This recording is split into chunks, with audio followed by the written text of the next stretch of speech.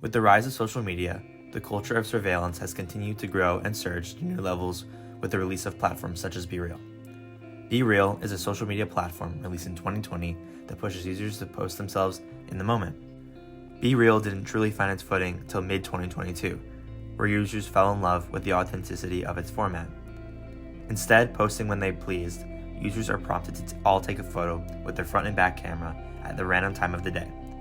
Those who missed the exact time were flagged to all their friends as being late, further incentivizing the candid nature of the app. Though BeReal almost counters the ideological social media platform, because it prevents users from editing and curating their digital image, it paves the way for a number of other privacy concerns. Through a variety of historical, social, cultural, and economic factors, BeReal invites a new level of paranoia through its support of a surveillance state perpetuated by the app's unique features. However, before beginning this deep dive, it's important to know that these sentiments of media paranoia have existed long before the 21st century.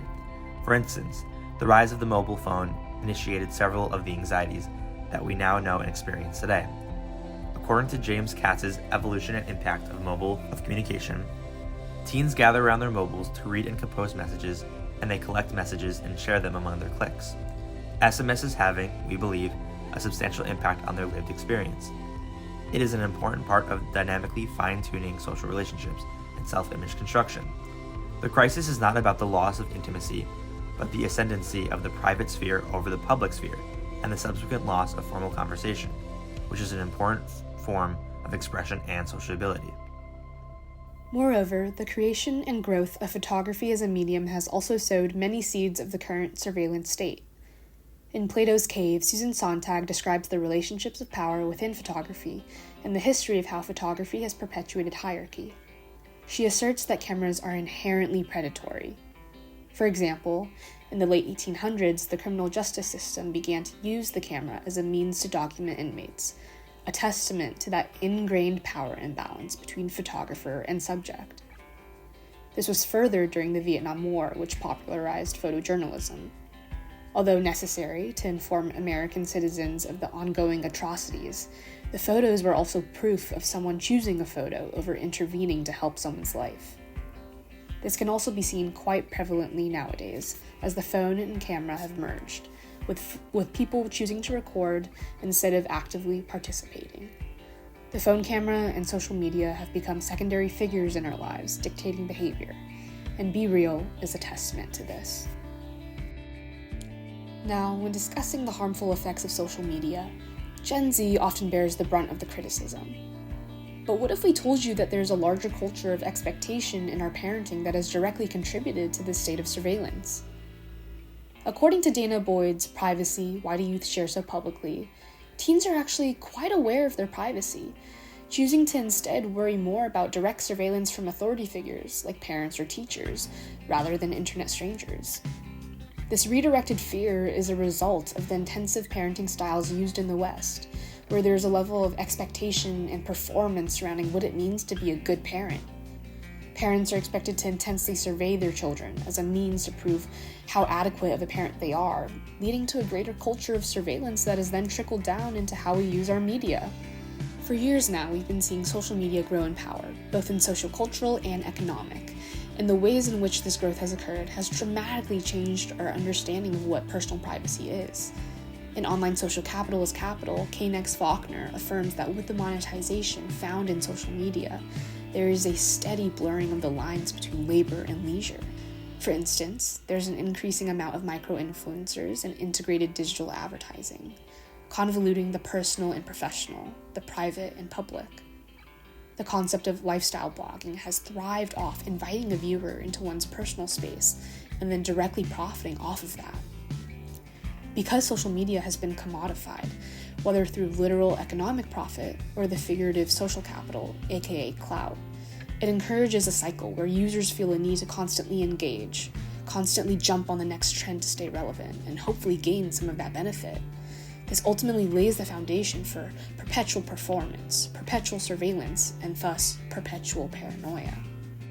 BeReal's model of hypervisibility, where personal and professional boundaries are increasingly blurred, leads directly into Michael Foucault's panopticon, where individuals are similarly blinded to their own surveillance.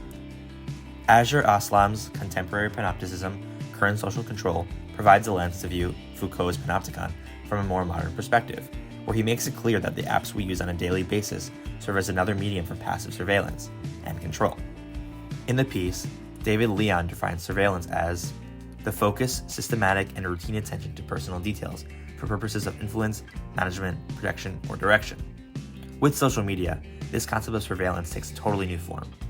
Aslam describes the main privacy concerns associated with social media usage being the existence of the platform as a medium for users to digitally represent themselves, the ability to share intimate information of others by tagging and replying, and the media companies themselves being able to compile and share the aggregate data on their users. In this way, when an individual signs up for a social media account, they simultaneously allow themselves to both passively and actively be surveyed. The active form of social surveillance can also come in several forms. Aslam discusses the idea of surveillance, where individuals use their own personal devices to record external surroundings around them. He continues, social surveillance leads to self-management and direction on the part of social media users. The internalization of the surveilled gaze, behavior modification as the result of being watched, can best be understood through the lens of surveillance studies.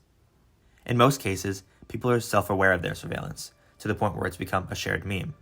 It's almost expected that other people are observing you, both passively on social media and actively by surveillance groups, which in turn is mediated by the social media sites themselves.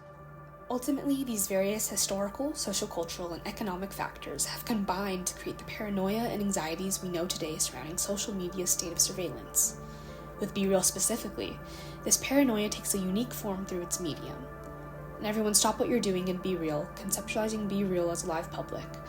Author Zari Taylor posits that BeReal's most defining factor is perhaps in how it offers a form of online sociality that can be described as a live public. One of its main selling points is how users are expected to post at the same time, a daily notification uniting them in a singular demand. This aspect is unique to BeReal, and although many users wait until they're in a moment deemed post-worthy, we find ourselves at a critical juncture when considering the grander ramifications of what this could hold. More platforms could integrate live publics as a central feature, furthering the state of surveillance until we all exist in synchronicity online. Building on Taylor's insights into BeReal's unique social dynamics, it's important to consider the platform's privacy implications, as highlighted in a vast blog post on cybersecurity.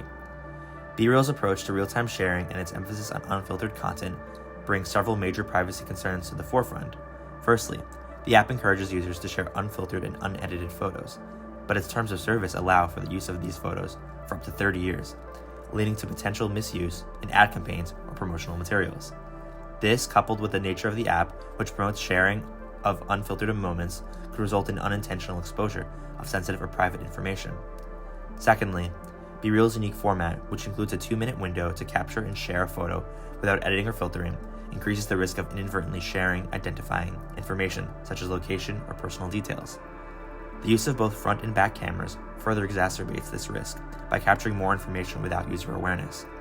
Thirdly, the app's approach to geolocation settings, which are not turned off by default like other platforms, such as Instagram, ask users to enable or disable geolocation for each photo.